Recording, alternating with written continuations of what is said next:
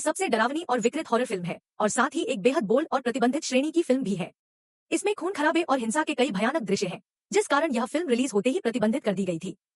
डरपोक दर्शकों को सलाह दी जाती है कि इसे किसी अपने जैसे बॉयफ्रेंड या गर्लफ्रेंड के साथ ही देखें।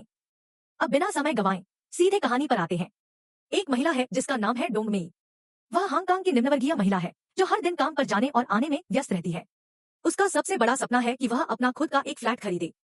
सालों की मेहनत और बचत के बाद डोंगमेई ने 20 साल में पैसे जमा कर लिए थे और अब वह अपने सपने को पूरा करने ही वाली थी।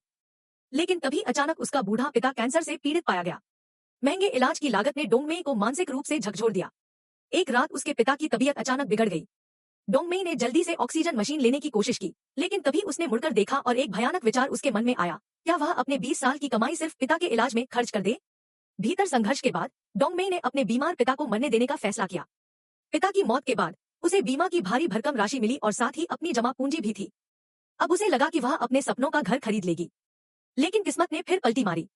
जब वह फ्लैट खरीदने ही वाली थी, तभी प्रॉपर्टी की कीमतें अचानक बढ़ गईं और बिल्डर ने रेट्स और बढ़ा दिए।